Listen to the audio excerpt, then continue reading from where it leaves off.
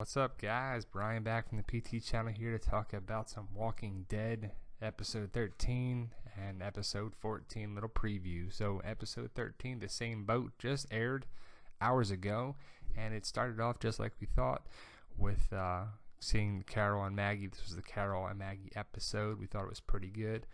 What we did see, though, is that Carol missed taking out the guy there on purpose. She wounded him instead of shooting him and killing him. If she did that, they might not have been in that predicament.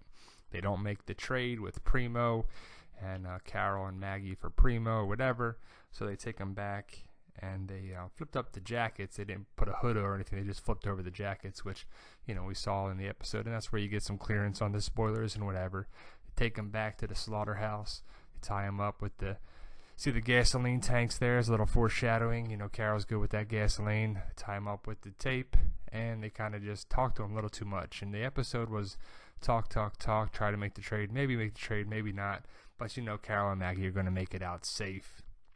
And Carol and Maggie are two strong women of the show, and they can't get rid of them for later on down the road. Maybe Carol might die, but Maggie's got to live for a while. But they got the walker that they're sliding out, and the rosary somehow comes off perfectly on her shoe, but they use that to get out of there, and she basically shows that she is finding religion and struggling with things there.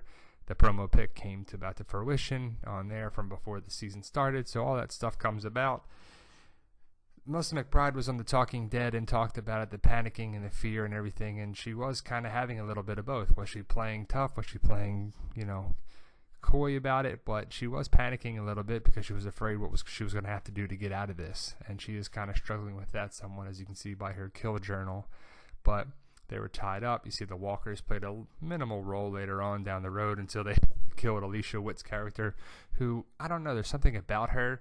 I just don't really like her too much. I don't know. I find her annoying, and maybe that's the acting. Maybe that's her. Maybe that's just what it is. Maybe she's the perfect part. There's the guy that was annoying that they used to get out of it, but they actually used all the resources pretty well. Maggie and Carol were pretty good. He's like smacking Maggie around and everything, which is pretty ridiculous. You could see that there was the girl here with Maggie was kind of like Maggie in alternate universe kind of thing during the interrogation, and Paula was Carol in alternate universe. But here's a bad picture of Maggie killing Miles, the other old lady that was coughing up blood. But Maggie kind of turned into the one survival. We're going to do what it takes to just kill these people and move on. And Carol kind of struggled with it. So the roles were kind of reversed a little bit, where Carol was the one to kill and Maggie was kind of the one that had to survive here. There was a good thing where she stabbed at her stomach, but Maggie's stomach's going to be okay, so we shouldn't have to worry about that. And Carol really struggled here. She really should have just shot her and moved on with it. And then the walker tries to come and everything, and you knew that was going to happen.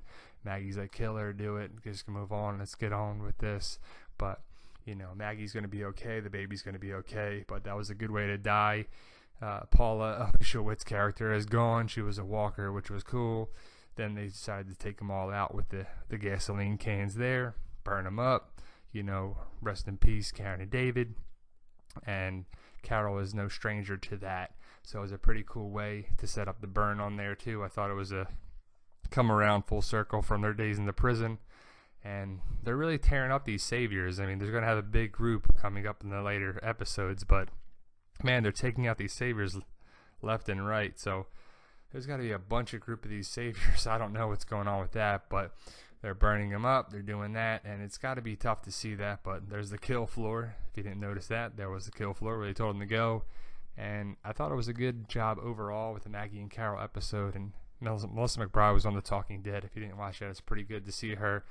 She's pretty awesome too. Met her in person. But Glenn and Rosita coming around the corner, and they just meet up. And Maggie really decided she's going to stay back from now on, and she really should. With Alexandria, she needs to stay back in the safe zone, so she won't be kidnapped with Negan. I know that. Probably she'll be back with Alexandria to do the safe spot, because she's eventually going to have to be, spoiler alert, the leader of the Hilltop. But so Maggie and Glenn have their connection there. Primo gets escorted in because there might have been the trade, but that never went through. And this guy really wasn't useful to Rick anymore, so Rick's got no use for Primo.